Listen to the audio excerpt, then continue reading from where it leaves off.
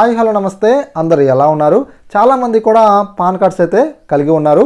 కానీ ఈ pan card విషయంలో ఈ చిన్న మిస్టేక్ చేస్తే మాత్రం మీరు భారీ మూల్యాన్ని అయితే ఇన్కమ్ ట్యాక్స్ డిపార్ట్మెంట్ వరకు అయితే చెల్లించాల్సి అయితే ఉంటుంది. ఈరోజు ఈ వీడియోలో మనమైతే మరి ఈ పాన్ కార్డు విషయంలో మనం చేయకూడని ఆ పెద్ద మిస్టేక్ ఏంటి అనే వాటి గురించి మనమైతే పూర్తి సమాచారం ఈ వీడియోలో మనం డిస్కస్ చేద్దాం. మరి మనం డిలే చేయకుండా టాపిక్లోకి వెళ్ళిపోదాం. అంతకన్నా ముందుగా మీరు కనుక ఫస్ట్ టైం కనుక మనకి యూట్యూబ్ ఛానల్కి వచ్చినట్లయితే మీరైతే తప్పకుండా మనకి యూట్యూబ్ ఛానల్ని సబ్స్క్రైబ్ డైలీ ఫాలో అవ్వండి. ఇక మరి మనం డిలే చేయకుండా టాపిక్లోకి వచ్చినట్లయితే దేశవ్యాప్తంగా ఎవరైతే పాన్ కార్డు కలిగి ఉన్నారో వీళ్ళందరూ కూడా కొన్ని విషయాలు అనేవి తప్పకుండా గుర్తుపెట్టుకోవాలి. గుర్తుపెట్టకపోతే మాత్రం మీరైతే భారీ జరిమానాని ఇన్కమ్ ట్యాక్స్ డిపార్ట్మెంట్ వాళ్ళకి మీరైతే పే అయితే చేయాల్సి అయితే ఉంటుంది. ఫ్రెండ్స్, మెయిన్లీగా చాలామంది కూడా ఏంటంటే ఒకటికి మించి 2 పాన్ కార్డులు 3 పాన్ కార్డులు అయితే తీసుకుంటూ ఉంటారు. ఇలా ఒకటికి మించి ఎక్కువ పాన్ కార్డులు తీసుకోవడం వల్ల మీరైతే ఇన్కమ్ ట్యాక్స్ డిపార్ట్మెంట్ వారికి 10,000 రూపాయల పెనాల్టీ, ఇక అదేవిధంగా జైలు శిక్షణ మీరైతే అనుభవించాల్సి అయితే ఉంటుందన్నమాట మీరు చేసిన ట్రాన్సాక్షన్స్ బట్టి.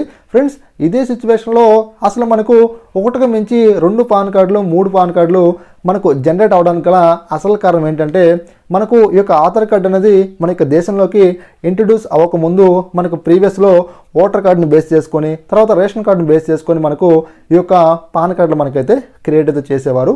తర్వాత మనకు ఆధార్ కార్డు అనేది మన యొక్క దేశంలోకి ఇంట్రడ్యూస్ అయిన తర్వాత మనకేం చేశారంటే పాన్ ఆధార్ లింక్ అయ్యే విధంగా, ఇక అలానే కేవలం మీకు పాన్ కార్డ్ కావాలంటే ఆధార్ కార్డు ఉంటే చాలు అని చెప్పేసి మనకు అలా ఒక రూల్ అయితే పెట్టడం జరిగింది. సో మనం పాన్ కార్డు తీసుకున్న తర్వాత మనకి ఆధార్ కార్డ్కి పాన్ కార్డ్కి అయితే లింక్ అయితే అయిపోతుంది.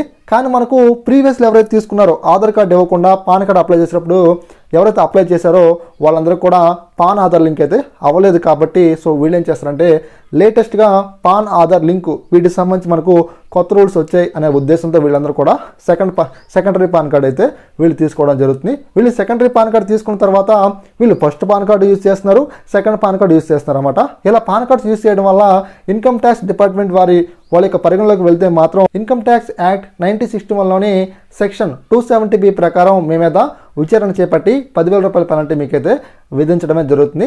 కేవలం మీకు సెకండరీ పాన్ కార్డ్ని యూజ్ చేయకపోతేనే తీసుకొని వాళ్ళకి మాత్రమే 10,000 రూపాయల పెనాల్టీ. ఒకవేళ ఫస్ట్ పాన్ కార్డ్ని సెకండరీ పాన్ కార్డ్ని రెండింటిని కనుక మీరు యూజ్ చేసినట్లయితే మీకు ఖచ్చితంగా అతి భారీగానే పెనాల్టీ అయితే పడే అవకాశం కూడా ఉంది. మరి ఈ సెకండరీ పాన్ కార్డు తీసుకున్నప్పుడు మనకు ఒక పాన్ కార్డు వద్దు కాబట్టి మనమైతే తప్పకుండా ఒక పాన్ కార్డుని అయితే ఇన్కమ్ ట్యాక్స్ డిపార్ట్మెంట్ వారికి మనమైతే ఖచ్చితంగా సరెండర్ చేయాలి. మరి దీని యొక్క ప్రాసెసింగ్ అనేది ఎలా ఉంటుందంటే మనం ఏం చేయాలంటే నేరుగా ఇన్కమ్ ట్యాక్స్ డిపార్ట్మెంట్ వారి దగ్గరికి వెళ్ళి మనమైతే ఒక పాన్ కార్డ్ని సరెండర్ చేయాల్సి అయితే ఉంటుంది. వాళ్ళకి రీజన్ కూడా చెప్పాలి ఎందుకు తీసుకున్నాం ఏంటని చెప్పేసి. దీనికి సంబంధించి మనకి యూట్యూబ్ ఛానల్లో ఒక ఫుల్ ప్రాసెసింగ్ వీడియో చేశాను, వెళ్ళి చూడండి. వీడియోకి డిస్క్రిప్షన్లో లింక్ ఇస్తాను. మరి ఇదే సిచ్యువేషన్లో ఇలా పాన్ ఆధార్ లింక్ కాక ఇబ్బంది పడుతూ చాలామంది కూడా ఇలా సెకండరీ పాన్ కార్డు తీసుకుంటున్నారు. వాళ్ళు ఏంటంటే ఏం చేయాలంటే మీరు సెకండరీ పాన్ కార్డు తీసుకోకండి, మీరు ఓల్డ్ పాన్ కార్డ్ని కరెక్షన్ పెట్టుకొని పాన్ ఆధార్ లింక్ చేసుకొని ఇలా ఎవరైనా ఇబ్బంది పడుతూ ఉంటే మీరైతే మమ్మల్ని కన్సల్ట్ అవ్వచ్చు, మేము మీకైతే హెల్ప్ అయితే చేయడం జరుగుతుంది. ఓకే ఫ్రెండ్స్, ఎవరు కూడా సెకండరీ పాన్ కార్డు తీసుకోకండి, తొందరపడి ఓల్డ్ పాన్ కార్డ్ని కరెక్షన్ చేసుకొని పాన్ ఆధార్ లింక్ చేసుకొని. నెక్స్ట్ నేనైతే మంచి కంటెంట్ వీడియోతో మీ ముందుకు వచ్చేస్తాను. Thanks for watching. బాయ్.